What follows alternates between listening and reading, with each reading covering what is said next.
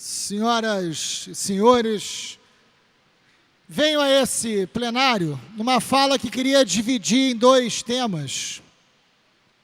O primeiro deles, queria fazer aqui a minha homenagem a uma figura muito querida que nós perdemos hoje, Dom Paulo Evaristo Arnes.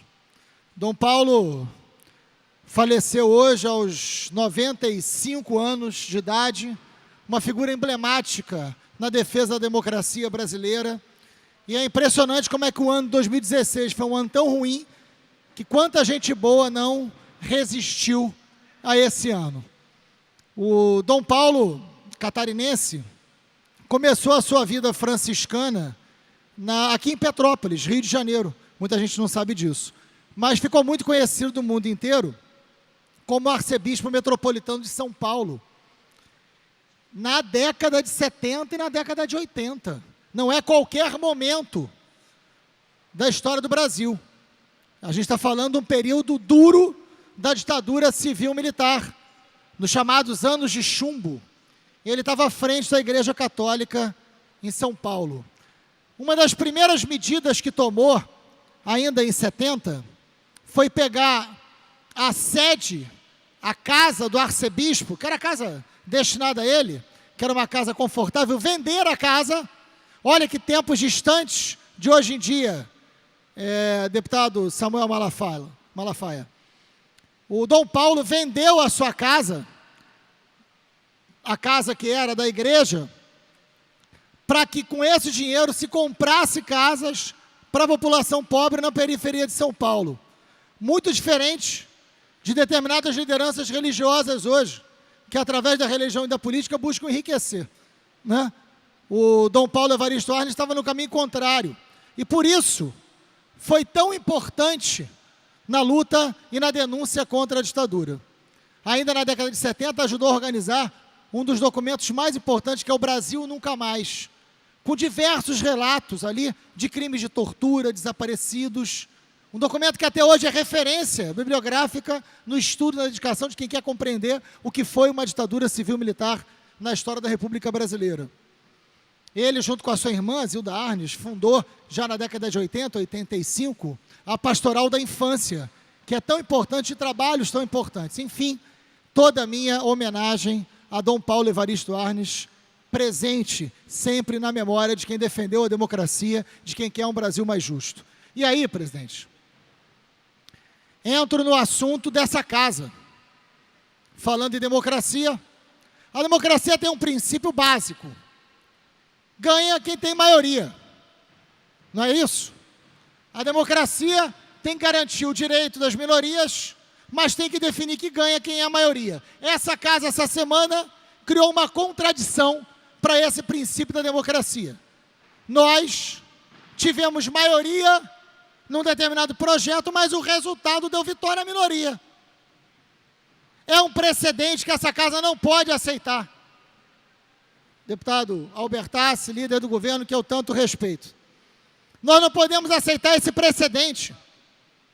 Nós fizemos um colégio de líderes que eu estava presente, como sempre estou. No colégio de líderes, a bancada do governo, a base do governo, tinha ampla maioria, deputado Marcos Vinícius, que preside essa sessão. A bancada do governo tinha ampla maioria. Nós fizemos ali um aprofundado debate de todos os pontos do reajuste do ICMS, da gasolina, da energia, da telefonia, do fumo, da cerveja, do refrigerante. Todos os deputados se posicionaram. A base do governo tinha ampla maioria para aprovar os aumentos de ICMS, para aumentar a arrecadação. Fizemos um bom debate. Um debate que deixou claro que não havia chance do aumento ser derrotado aqui no plenário. Viemos ao voto e não pedimos a verificação pelo entendimento de que essa maioria estava dada de forma sólida no colégio de líderes. Para nossa surpresa, quando chega aqui no plenário, que é o voto que vale. O voto do colégio de líderes não é voto, é posicionamento político. E não existe voto simbólico, senhores. Vossas Excelências sabem disso. Não há nenhum artigo no regimento dessa casa que fale em voto simbólico. Voto é voto. não houve a verificação do voto, mas o presidente claramente disse sobre o aumento da energia. Quem vota favorável permaneça como está. Eu levantei a mão, diversos deputados levantaram a mão. Fizemos a contagem. Deu quase 40. Mais da metade dos deputados. Claramente, visivelmente, por contraste, a proposta foi derrotada. O anúncio da matéria deveria ser: o projeto foi derrotado. Ah, mas não foi isso que se combinou no Colégio de Líderes. Claro, no Colégio de Líderes as pessoas se posicionaram de uma maneira e aqui se posicionaram de outra. Esse não é um problema das bancadas que não são do governo, esse é um problema da bancada do governo, que para ficar bem com a opinião pública mudou o voto aqui na hora, achando que fosse valer o voto lá de dentro, porque não achavam que teria maioria aqui, mas teve, gente. Mas teve. Se mais da metade, visivelmente, votou contra, a proposta tinha que ser rejeitada. Não pode essa casa abrir um precedente de, não tendo maioria, visivelmente, se aprovar um projeto. Qual é a regra? Como vamos trabalhar daqui para frente? Qual é a lógica do parlamento? Não precisa ter maioria para aprovar um projeto? Isso é inaceitável, não podemos, o parlamento não pode abrir esse precedente, deputado Luizinho. Não pode. Não somos nós que estamos quebrando nenhum acordo. Quebrou o acordo quem lá dentro disse uma coisa e quem aqui dentro do parlamento fez outra. Foi a bancada do governo que quebrou o acordo. Porque não teve a coragem de fazer no plenário o que fez no Colégio de Líderes. Então a bancada do PSOL está oficiando a mesa diretora, para que a mesa diretora ou anule essa votação e vote novamente, ou reconsidere os votos e dê o projeto como derrotado. Não tem uma outra alternativa. Ou faz novamente a votação, ou recontagem dos votos, que está no Diário Oficial, e claramente diz, realmente a maioria votou contra, porque não precisa pedir a verificação de voto para isso. Não há nenhum lugar no regimento que está escrito que para se vencer uma votação só com a verificação nominal. Não, é por contraste. E não é possível que 40 deputados votando contra uma proposta e 20 votando a favor, não se perceba que por contraste a proposta foi derrotada. É claro, queriam aprovar, mas queriam ficar bem com a opinião pública. Tem que escolher. Ou é uma coisa, ou é outra. Quem é a base do governo, quem tem cargos, quem foi secretário, quer continuar a base do governo, que agora assuma. Que tenha a dignidade de assumir. Ou rompe com o governo e vota contra. Também pode. É bem-vindo, inclusive. Agora, isso não vai acontecer terça-feira e já avisamos. Na hora de votar as medidas finais desse pacote horroroso do governo Pezão, vai ter verificação de quórum em todas as votações. Quero ver. Não vai ter muro para ficar em cima. Vai ter que se posicionar.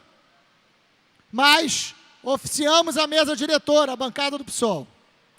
E quero deixar claro, senhoras e senhores deputados, que se a mesa diretora não responder, vamos acionar a justiça, para que a justiça se posicione, porque entendemos que não é só pelo conteúdo e pelo mérito desta votação, mas pelo procedimento grave de romper com o princípio elementar da democracia. Quem tem maioria no parlamento vence um processo de disputa. Não dá para, nesse momento, quando o governo teve menos voto, ganhar no grito. Não pode, não vai ganhar. Que votasse aqui coerentes com a sua posição no Colégio de Líderes. Não fizeram isso, a bancada do PSOL está recorrendo para o bem do parlamento, para o bem da democracia, tão questionado hoje em dia. Esse parlamento, nesse momento, senhoras e senhores, está cercado por grades, está cercado por um batalhão. Se alguém tem dúvida que a gente vive um estado de exceção, olhem para a LERJ. É a imagem mais real de um estado de exceção. Um parlamento que, para funcionar, precisa se proteger do povo. Para votar, precisa se proteger do povo. É a maior identidade é a maior crise, é o maior retrato da crise de identidade política que a gente podia ter. Não pode agravar essa situação fazendo votar e fazendo valer uma votação que não teve maioria. Meu protesto ao que aconteceu ontem nessa casa, a bancada do PSOL tomou todos os procedimentos, eu espero que essa casa conserte o que aconteceu para o bem da democracia. Obrigado, presidente.